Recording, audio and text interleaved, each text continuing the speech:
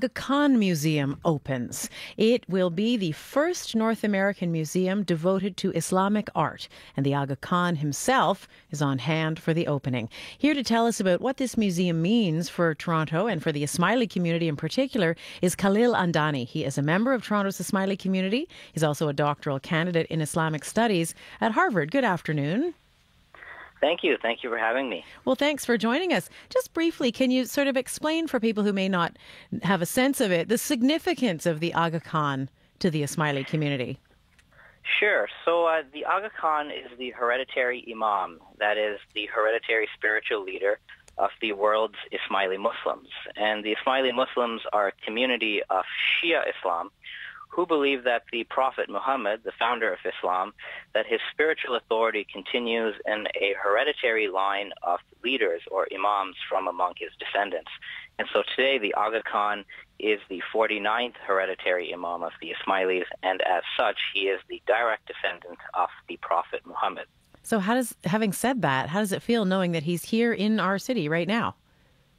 Well, this is obviously a very special and exciting time for members of the Ismaili community, but not just in Toronto, across the world, because the opening ceremonies of the Aga Khan Museum and the Ismaili Center are being, or they were live webcast, and Ismailis across the world have congregated with their friends and families to watch the entire thing. So there's definitely a great deal of jubilation, not just for the Ismailis of Canada or Toronto, but for the entire community worldwide.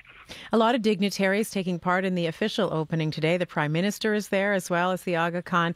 We should say that this will be open officially next week to the public. But in the meantime, give me a little sense of what this museum means to the Ismaili community in Toronto.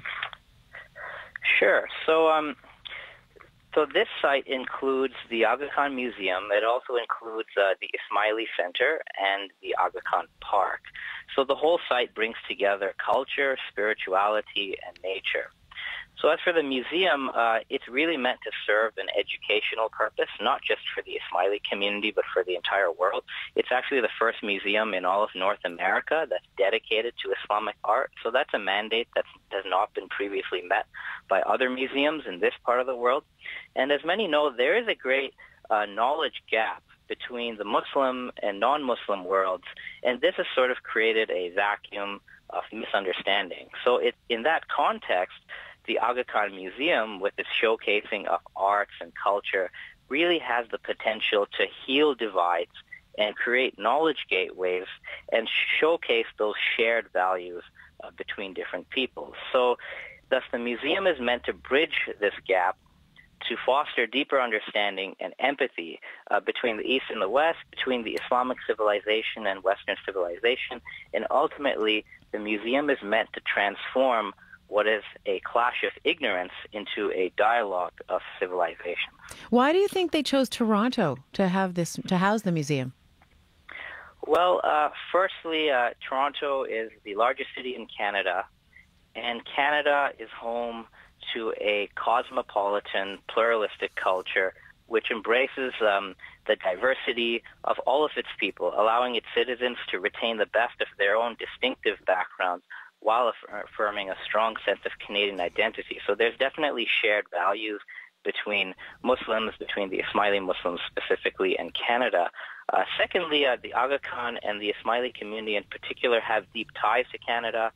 In the 1970s, Canada opened its doors to thousands of Ismaili refugees from East Africa, and then in recent times, the Aga Khan was awarded honorary Canadian citizenship by the Canadian government, and he was also made a honorary companion of the Order of Canada. Well, as I say, it's exciting, and people can see it for themselves when it opens next week. Thank you very much for giving us some context on it today. Oh, you're welcome. Thank you. Khalil Andani is a member of the Toronto Ismaili community. He's also a doctoral candidate in Islamic Studies at Harvard University. Well, we're getting close to